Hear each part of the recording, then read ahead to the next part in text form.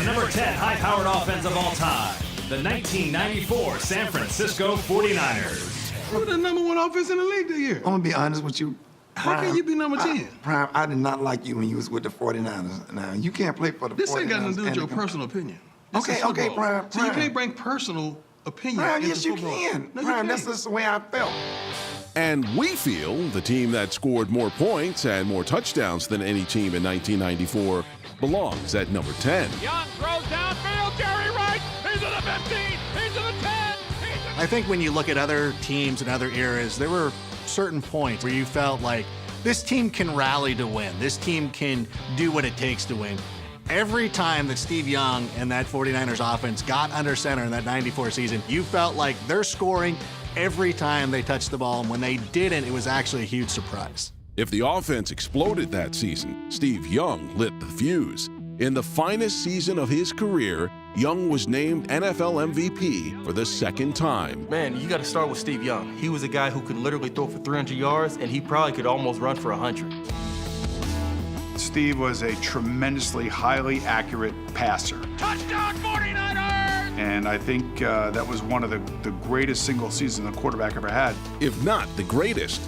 Young threw 35 touchdowns, completed 70% of his passes, and set the NFL record for the highest passer rating in a single season. Steve not only was able to throw the ball effectively, they ran the ball effectively, and he was a part of that running game that made them so difficult to defend. Dives into the goal line. Touchdown 49ers! But really, how can talk of the 1994 49ers not center around the GOAT, Jerry Rice, playing in his 10th season? Young throws downfield. Jerry Rice. He's got it. Jerry Rice was still doing it. He had almost 1,500 yards that season. He had a 74% catch rate. He was just catching anything Steve Young threw at him. The Niners won the NFC West in '94. They cruised into the playoffs where they won each game by an average of nearly 21 points. That offense really shut everyone up because they went 13-3. They were the biggest favorites in the history of the Super Bowl. The Super Bowl was such a letdown because we're in Miami playing the Chargers, and the first quarter, the game's over. And he is looking for Jerry. And Rice is there. And he's into the end zone. Touchdown 49ers! Jerry Rice had already scored a couple touchdowns. It was done. Someone take the monkey off my back, please. Oh, with that gorilla. They have ripped the monkey from Steve Young's back. He's like, I have a thing on my back. It's not scoliosis, it's a large orangutan. How did he throw passes if you have a large primate on your shoulders? We will never know. The number 9 high-powered offense of all time, the 2011 New Orleans Saints. 5,300 passing yards in a season. That's incredible. Meacham has the touchdown. And that's what number on this list? Number 9. 9? See, look, Drew Brees not getting the credit he deserves once again. Here we go, Drew. Drew Brees may be overlooked, but his 2011 season wasn't. He and head coach Sean Payton led the Saints to a 13-3 mark, tied for the best record in franchise history. I think this is the perfect mash of Drew Brees coming together with Sean Payton and really hitting their stride. Brees and Peyton have been together a long time. Not many quarterbacks and head coaches have the chance to build almost a decade plus of continuity, and that's what Drew Brees and Sean Payton have had. Sense of urgency, however you can get through there, get to your landmark. This is Drew Brees, who unfortunately, for some reason, maybe it's because the offensive scheme that he plays in, never gets mentioned as like one of the top 3 quarterbacks of all time. I don't understand that. Drew's numbers from 2011 are staggering. 7 straight 300-yard passing games, a record 5,347 passing yards, and a stunning 71% completion rate. Not only is that hard to pull off, but he's completing just doing it down the field. So to complete 71% of your passes when you're throwing the ball like that is really one of the best accomplishments of all time. Leaping reception is made for the score. He was so great. Drew Brees is not so tall. I'm more taller than Drew Brees. And yet his tosses was so fast and magical. I love that about him. Here's Brees throwing the fade for Lance Moore, and Lance Moore has taken it in for the score. The secret weapon in that offense was the smallest weapon. At 5'6", Darren Sproles set a season record with nearly 2,700 all-purpose yards. Because he's so tiny, he's just more aerodynamic than the other guys on the field, and that's sort of how he gets all of those stats. It's a touchdown! Slippery little super smurf, Darren Sproles. The 2011 Saints didn't have the biggest players, but now they stand tall as the number 9 high-powered offense of all time. The number 8 high-powered offense of all time. The 1981 San Diego Chargers. Eric Coryell, Kellen Winslow as a tight end, the running back, Chuck Muncie, and of course the great Dan Fouts. Recite the roster all you want. This offense was stacked with stats and innovation. I think statistically, the 81 Chargers, I see why you have them where you do, but what's the legacy? You know, I don't know that some of the offenses that you're going to have on this list have any kind of legacy. The 81 Chargers have a legacy. Their legacy simply was Air Coryell. Coach Don Coryell's air assault offense was a breakthrough, and in 1981, it was shattering defenses. Dan Fouts threw 33 touchdowns for over 4,800 yards, unheard of numbers for that era. I covered the Oakland Raiders back then, and the Raiders with all these great, scary guys, John Matuzak and Lester Hayes and Ted Hendricks, they were scared to death of Air Coryell, for good reason. It was precision passing at its finest in terms of set your back foot, get rid of the football, and hit the receiver before he breaks. It was poetry in motion. This was an incredible offense, but all you ever heard about was Air Coryell and the Chargers. Chuck Muncie had 19 rushing touchdowns that year, and he did it while wearing your grandfather's reading glasses. Chuck Muncie was the one that made it all work. He's running like crazy for 1,000 yards, which was a big deal back then. That allowed those wide receivers and Kellen Winslow to do all the magic that they did. Kellen Winslow tricked opponents all season. The wide receiver in tight end clothing caught 88 passes for nearly 1,100 yards. Big-bodied guy, looks like a wide receiver, moves like a wide receiver, but has the body of a lineman. Like, he was the X factor for that team. In the old days, the tight end was just a blocker. When they came on with Kellen Winslow, I think they changed that whole dynamic of the NFL, where now you've got these tight ends who are just as good as wide receivers. Guys like him paved the way for future guys like Shannon Sharp and players like that. So this Chargers team was ahead of the game. The Chargers possess the most potent offense in league history and set scores of records. But like the heroes of classic drama, they were not without flaws. The Chargers went 10-6 in 1981. They won their 3rd straight divisional crown, but never did make it to the Super Bowl. The only thing that stopped the Chargers was the cold. Riverfront Stadium, Cincinnati. The AFC Championship. They played in a game, it was minus 59 degrees. That was the only thing that stopped them. Plus, they played a 6-hour game the week before against Miami. Probably one of the most exhausting games. Kellen Winslow being taken off the field with his teammates. So it was a lot to ask. Playoff sagas aside, the 81 Chargers not only made their mark on our list, they made their mark on offenses for years to come. Did you know that the Cowboy team that won Super Bowls 27, 28, and 30 won with the same offense, essentially, as the Chargers teams from the early 80s? Same numbering system. They changed a lot of what teams did. The number 7 high-powered offense of all time, the 1950 Los Angeles Rams. It's an offense that was obviously 40 years ahead of its time when you think about it. Don't let the black and white footage fool you. The 1950 Los Angeles Rams were not your great-grandfather's normal cup of oval team. And that is what makes them the number 7 high-powered offense of all time. And they're doing it by throwing the football, which for a lot of people was heresy. In the 1950s, a lot of teams just ran the football, but the LA Rams were a little bit different. The Rams in 1950, they had 2 quarterbacks. They had Norm Van Brocklin, and they had Bob Waterfield. The Rams, led by Bob Waterfield, make their appearance. Each of them started 6 games, and they would rotate in and out, and they had a very prolific passing offense. It's Waterfield again doing the damage. They really brought the passing game into the 50s. Without the 1950 Rams, there's a case to be made that the passing game doesn't take off as much as it could.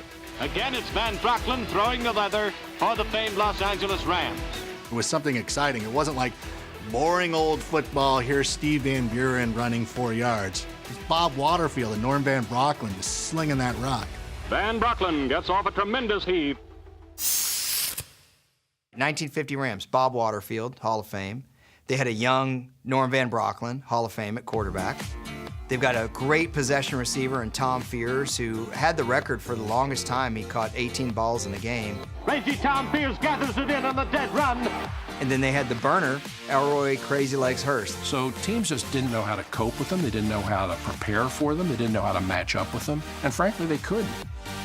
The Rams' abundance of talent led to them setting an NFL record for highest scoring offense per game, a record that has remained unbroken for over 6 decades. They scored 466 points that season. That was 100 points more than the next closest team, which was the New York Yanks. They averaged over 38 points per game. 38.8. 38.8 with no player safety rules, no illegal contact, right? Scoring 39 points a game in 1950 is like somebody scoring 69 points a game today. Waterfield reached down into his bag of tricks for an old Waterfield special. Still the only team to score 60 or more points twice in a season, our number 7 high-powered offense was a harbinger of things to come. If you are really going by which team was the most dominant in its era, there's a good argument that the 1950 Rams should rank first. It was one of the first true modern offenses in the NFL. Bob Waterfield, the Rams star passer, gets off a touchdown aerial. The number 6 high-powered offense of all time, the 1983 Washington Redskins. They were coming off the strike year of '82, and they won the Super Bowl theoretically that year. But a lot of people weren't taking that too seriously because of the shortened season. For them to come back in '83 and just go wild as they did offensively, that was pretty impressive. Not impressive enough to be in the top 5 or the top 4, but nevertheless, it was impressive. We agree. But unlike other offenses that stormed the league, the '83 Skins had less lightning, but all the thunder. What I remember most was just a ginormous hogs of the offensive line of the Washington Redskins. I love them hogs. I love them hogs. I love them hogs. Yeah, I love them hogs. This was a team that ran that counter tray. And you saw them against the Giants. Bam, bam, bam. When John Madden was doing the game, it was always the counter tray, the counter tray, the counter tray.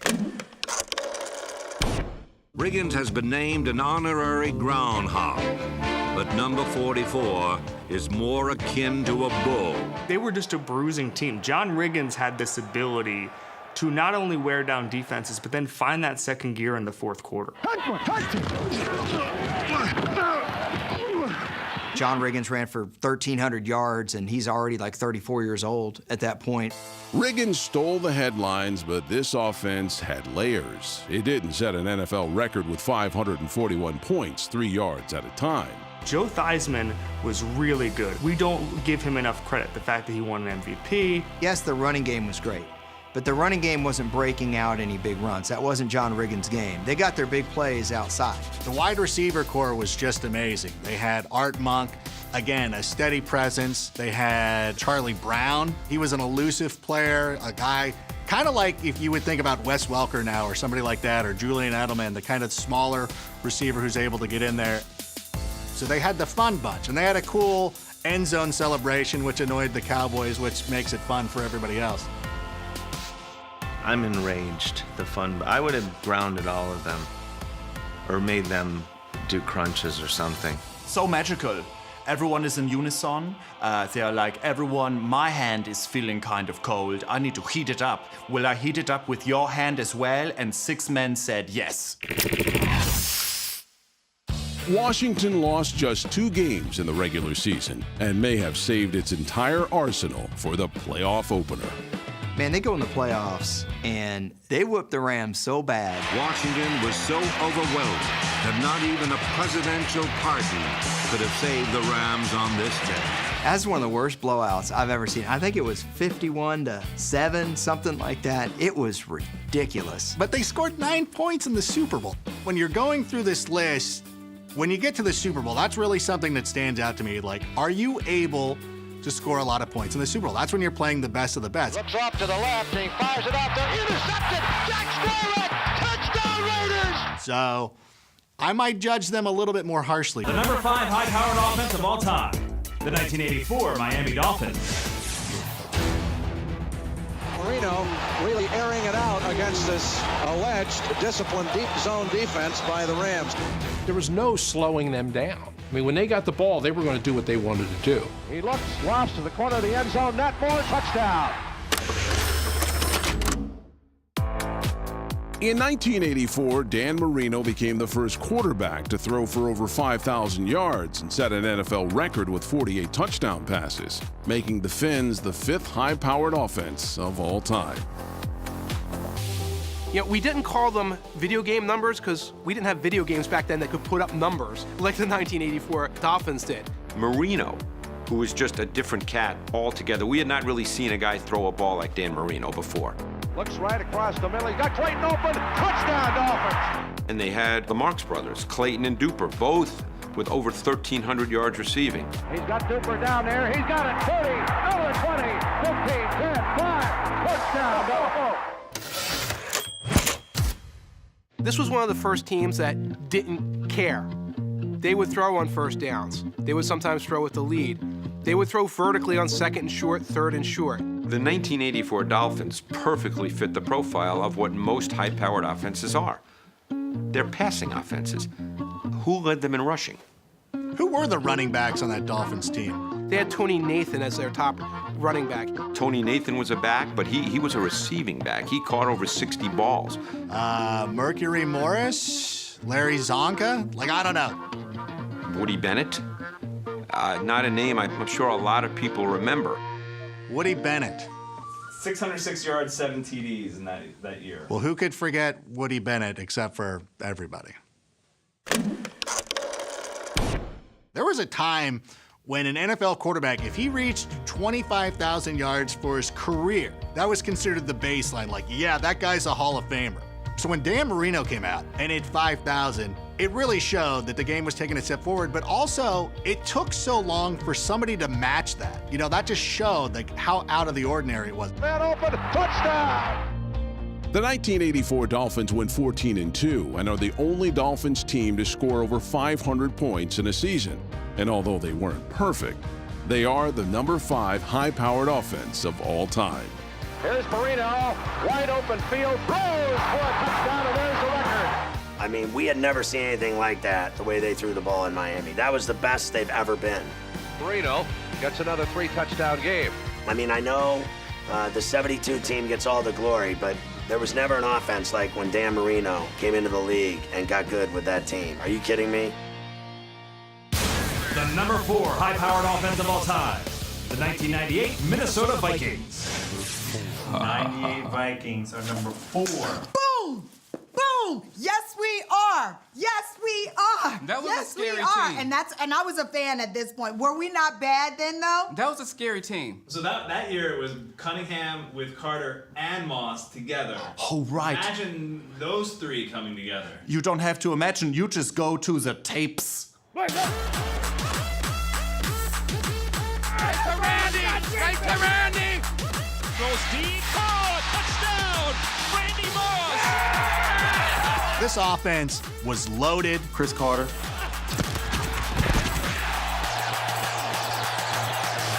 First down! Randy Moss. Oh, sleeping catch for Randy Moss! Jake Reed. Touchdown, Jake Reed!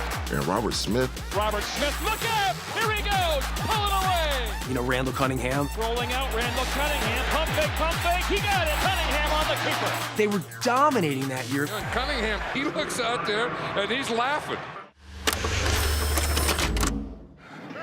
They call me the freak, man. Why they call you the freak? Because I'm a freak of nature. You're going to see today, just keep your eyes glued to the TV.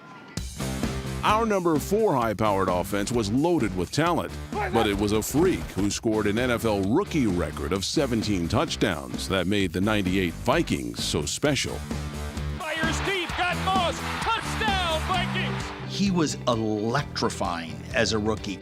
Bomb downfield to Moss, down there, juggles in, touchdown! The reason he's a first ballot Hall of Famer is because the moment that he stepped on the football field as a rookie for the Minnesota Vikings, he was unstoppable. I mean, it was backyard football, chuck it up, through quarterback, just throw it up.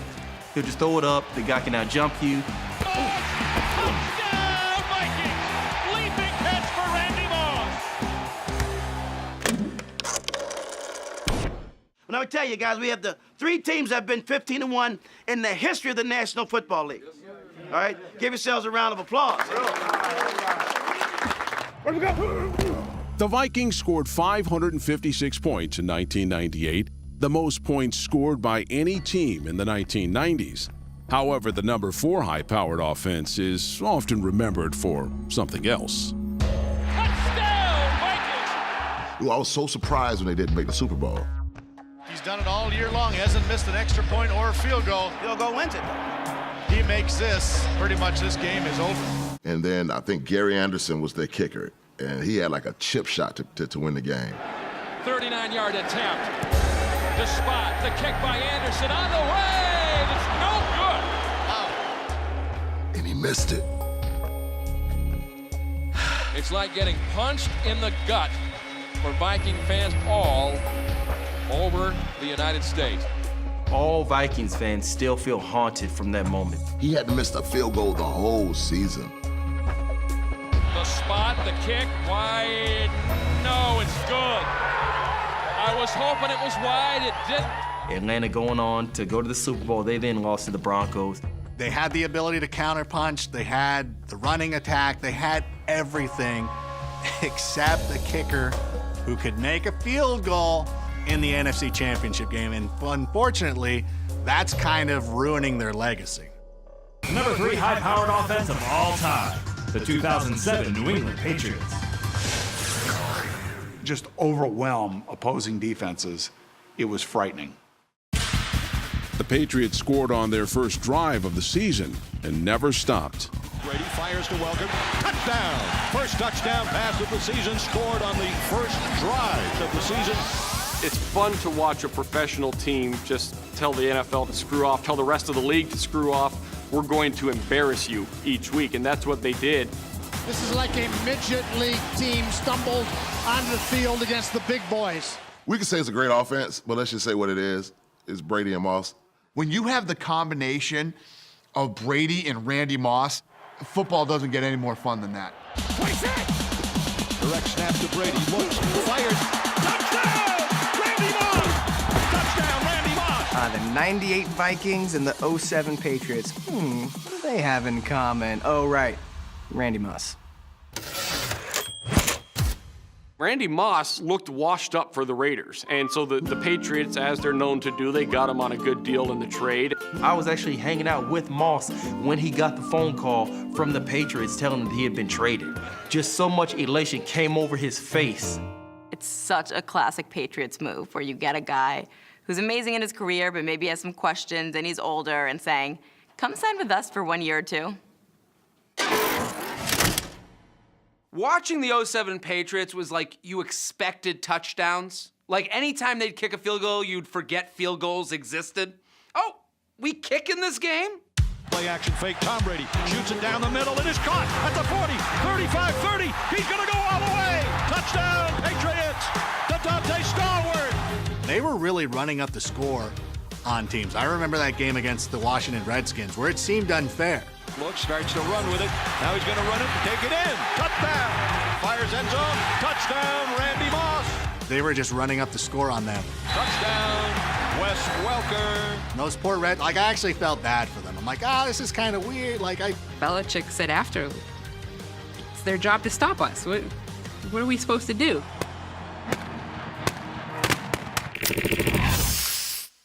The other thing about those 07 Patriots, their average margin of victory was 25 points. We are not finished! We are not finished, fellas! And sure enough, 16-0, single-season touchdown record for Moss, single-season touchdown record for Brady, single-season team scoring record in the NFL. Direct snap to Brady, stands in the pocket, fires it to the right, down the right sideline, and caught at the 20, 15, 10, 5, touchdown, Patriots. Tom Brady to Randy Moss, and they each have set NFL records on the go-ahead touchdown. And boy, I'll tell you what, it was a combustible, fiery, just unstoppable duo until they met the Giants in the Super Bowl. And I know it's kind of hard to say, well, it's unfair to judge them on this one game, but it's like, we're judging the best of all time. We have to bring in all the information. So I think it's kind of a fair ranking. I think that had they won that game, if they had scored 21 points and won that game, I think, without a doubt, this would be the greatest offense of all time. But the number 2 high-powered offense of all time, the 2013 Denver Broncos. I think Peyton Manning made the 2013 Broncos the best offense in NFL history. We can agree to disagree, and we'll leave the 2013 Broncos as the second best.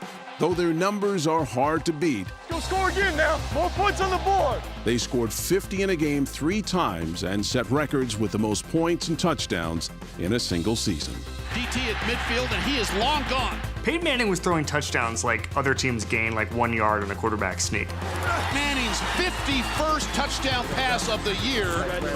I mean, he had 55 touchdowns that year, and it wasn't just Manning. There was an incredible collection of talent around him. Guys like Julius Thomas, Wes Welker, Demaryius Thomas, Eric Decker, those guys right there, it has to be a joy to play with Peyton Manning. All right, that's just one. All right, you're going to have plenty more of those. Because you know that you're throwing the ball a hell of a lot more than you're going to run it.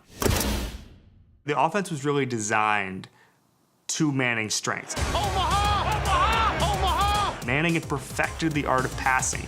This was possibly the greatest season for a quarterback ever, and I don't just mean statistically, I mean intellectually. He figured out how to play quarterback in a way no one had ever done before. Especially coming back from these neck surgeries, and this guy looks like he was born again. Peyton Manning scampers into the end zone. He was a born-again quarterback and came back from the dead practically and put together an amazing season. Some teams need time to find their stride, but our number 2 team made it clear from its very first game that this was no ordinary season. 7 touchdown passes opening game against the Baltimore Ravens. I was there. I saw it. I couldn't believe it. Manning again in the gun, throws. He's got Thomas again, who's open, and Thomas is into the end zone. Denver touchdown. 7 touchdown passes. Not a bad performance. Peyton Manning was just picking spots and made it look effortless. Peyton Manning is hitting everybody. He's got all the time in the world, and his receivers are coming up big. That was probably the singular game, in my estimation, that Peyton Manning was unbelievable. I came away from that game going, man, these guys are going to be really hard to stop if Peyton Manning can stay healthy.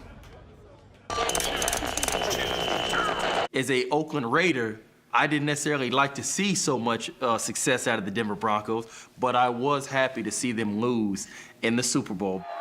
And therein lies the controversy, because the number 2 team on our list not only lost the Super Bowl, they were downright crushed. this has got to be a joke.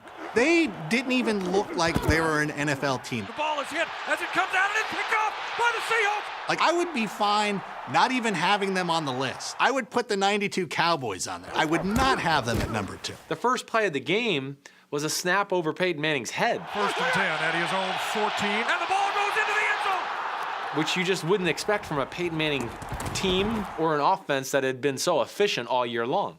But that can't discount what they were as an offense. And for Peyton Manning at that point of his career to put up those numbers with those weapons, I know this, if you asked any defensive coach in the history of the game or defensive player, I bet you they'd list Peyton Manning and that offense as the one they'd want to face the least. The #1 high-powered offense of all time, the 1999 St. Louis Rams. The gateway to the West is now the gateway to the best. End zone touchdown Rams. They're scoring the ball every time. Like, they're going to score every time they touch the ball. Warner pumps for him, has him at the goal line, touchdown. The greatest show on turf said all you needed to know. Caught by Torrey Holt, touchdown Rams. It was unbelievable what they could do.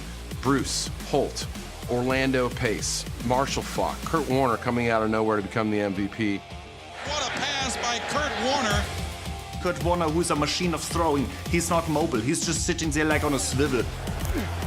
Just insane football that was going 100 miles an hour, and it really caught the NFL by surprise. How about that offense?